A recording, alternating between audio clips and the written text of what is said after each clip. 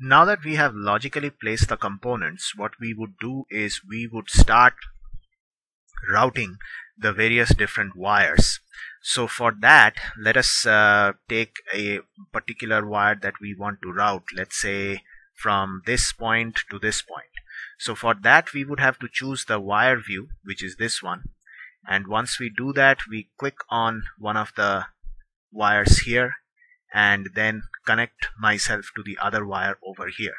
Now there is one thing to note, and you can always zoom in while you are doing this by hitting Control on your keyboard and then rolling your mouse key.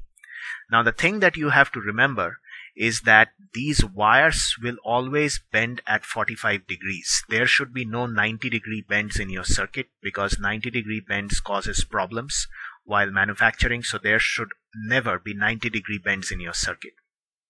So like here, it's automatically 45 degrees, which is set in, remember that initial environment setting when you did for the board, you had the line movements at 45 degrees, so that is the reason why this automatically does it. But either way, you can also break this line up. For example, you can go like this, and you can go this way and then change directions, and then probably move on like this, or however you wish to do it is up to you. And let's say like this, and then I go up. So everywhere there is a 45-degree turn. But then another thing that you should always follow while designing PCBs is to minimize the number of turns required in a particular wire. So this particular example I had given because I wanted to show you the 45-degree turns, but this is actually not a very good way to do it. So what I can do is I can do a done, and then I can select this wire and then make it as straight as I possibly can. Okay, now always remember to do another thing. When these wires connect together, at times what may happen is that they may have little bit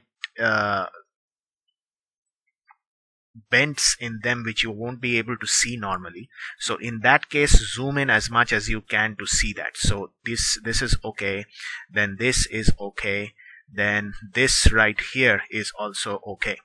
Right, so like this, verify that all of the turns are 45 degrees and there are no little kinks in the wire anywhere on the way. So this is a normal placement.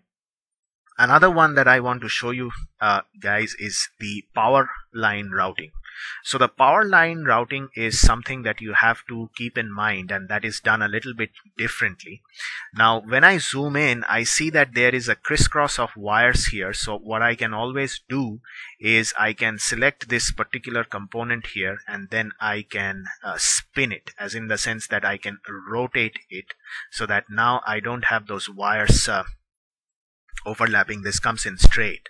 So this is the one from which your VCC will be coming out. So remember always that VCC and ground wire on your board has to be thicker than all the other signal lines on your board. So you have set that the wires on your board, or the connects on your board, are going to be 5 mils, so very thin.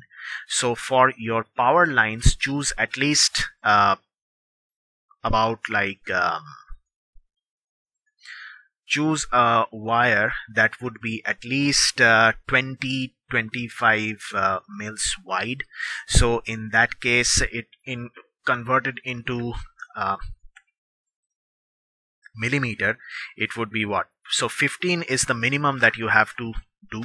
15 mils should be the thickness of your signal wire, so that is 0.381 millimeters when converted to that. So let's try and do that. Let's see. Now like you see here that the line width here is block is 45, but the width is 1.27. So what we do is we change it to 0.381 so that it is 15 mils. And then you see this is a lot thicker than the wires which we were using previously. But again, what we will do is we will do this in 45-degree increments. So like that, let's say. So we know that everyone is 45 degree, but it doesn't look very good. In which case what we would do is we take this wire, click on it and drag it until the shape is sort of similar to the bend that is over here. So remember these little things. These are the things that make your PCB look good and professional.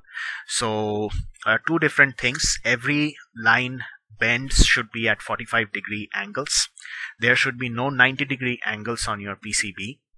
Try and make the PCB wires as symmetric as possible.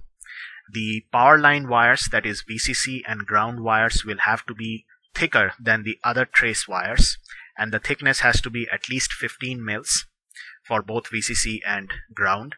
And the last point of thing that you have to keep in mind is that you should minimize the number of bends in a wire.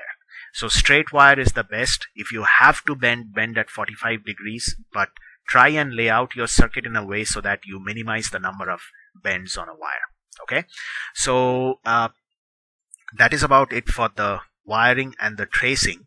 And what I'll do is, in the next video, I'll come back with this circuit entirely routed, and then we will see how to put the board outline and go from there.